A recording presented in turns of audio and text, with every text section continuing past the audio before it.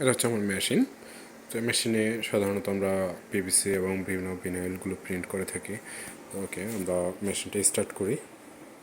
এখানে just start বাটনটা আছে, স্টার্ট বাটনটা দিয়ে জাস্ট স্টার্ট করব।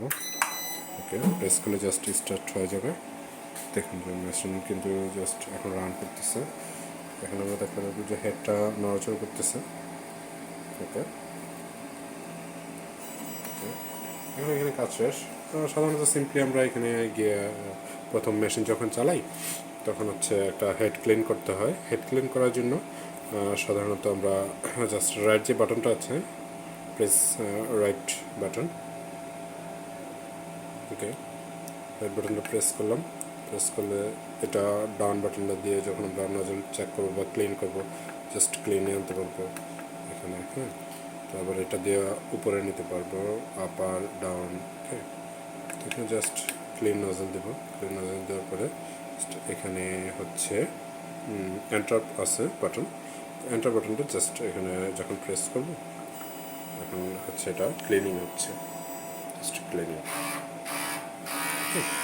এখন এটা ক্লিন হচ্ছে। এখন আমরা চলে যাব পিসিতে গিয়ে দেখি যে আমরা ফাইলটা আমরা কীভাবে। ওকে, আমরা এখানে চলে আসলাম। এখানে চলে এসে আমরা যে ফাইলটা নিলাম এটা হচ্ছে একটা প্রিন্টিংয়ের জন্য রিপ সফটওয়্যার। তো জাস্ট এখান থেকে আমরা ফাইলটাকে রিপ করে নিই। রিপ করার পরে হচ্ছে আমাদের প্রিন্ট দেওয়ার জন্য আলাদা একটা সফটওয়্যার থাকে। জাস্ট এটা হচ্ছে প্রিন্ট দেওয়ার জন্য যে সফটওয়্যার, এই সফটওয়্যারটা। তো এখান থেকে টেস্ট পেজ যেটা আছে এখান থেকে জাস্ট আমরা টেস্ট পেজ করি। যে রিপ ফাইলটা হয় সেই রিপ ফাইলটা জাস্ট এখান থেকে আমরা সিলেক্ট করে জাস্ট এখান থেকে ওপেন করে দিলে কিন্তু আমাদের প্রিন্টিংটা শুরু হয়ে যাবে। তো তার আগে আমাদের একটা যে কাজ করতে হবে, আমাদের প্রিন্টের এরিয়াটা সিলেক্ট করে দিতে হবে। এখান থেকে দেখতে পাচ্ছেন যে আমাদের যে পিভিসিটা আছে এখানে একটা লক দিয়ে লাগানো আছে। জাস্ট এখানে আমরা এটাকে সিলেকশন করে দেবো যে কোন জায়গা থেকে সে প্রিন্ট করবে। তো এর জন্য আবার একটু ডিসপ্লেতে আসি। ডিসপ্লেতে এসে এখান থেকে জাস্ট আমরা ব্যাগে নিয়ে যাব। ব্যাগে নিয়ে যাওয়ার পরে এখানে এক্সিট বাটন আছে, এক্সিট বাটন দিয়ে ব্যাক করা যায়। লেফট বাটন জাস্ট আমরা প্রেস করব। লেফট বাটন প্রেস করলে দেখবো যে আমাদের হেডটা কিন্তু এখানে মুভ করতেছে। মুভ করলে আমরা যেখান থেকে এটা প্রিন্ট করব সেখান থেকে আমাদের এখানে যে একটা বাটন আছে লাইক লেফট রাইট, এটা দিয়ে হচ্ছে আমরা যখন লেফট দিব আপনার ওটা সিলেকশন হবে, আমাদের হেডটা নড়বে। যেমনটা এই যে এরকম, ঠিক আছে, হেড নড়বে।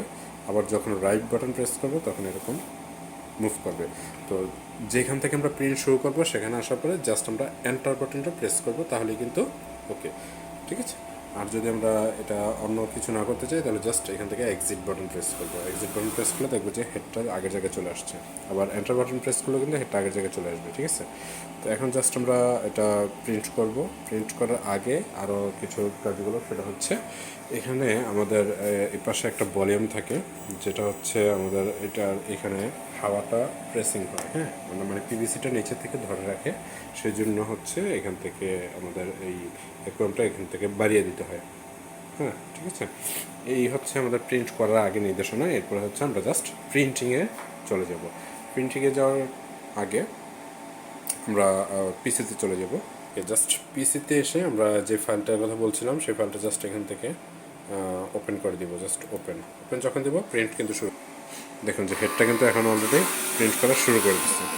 হচ্ছে আমাদের প্রিন্ট। ওকে, বুঝছেন?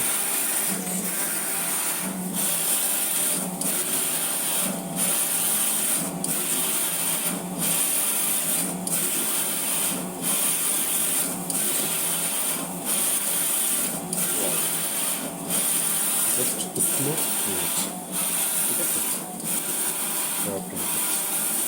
মনে হচ্ছে আমরা ইকো মেশিন দিয়ে এটা চলবেন প্রিন্ট করতে পারি, ঠিক আছে।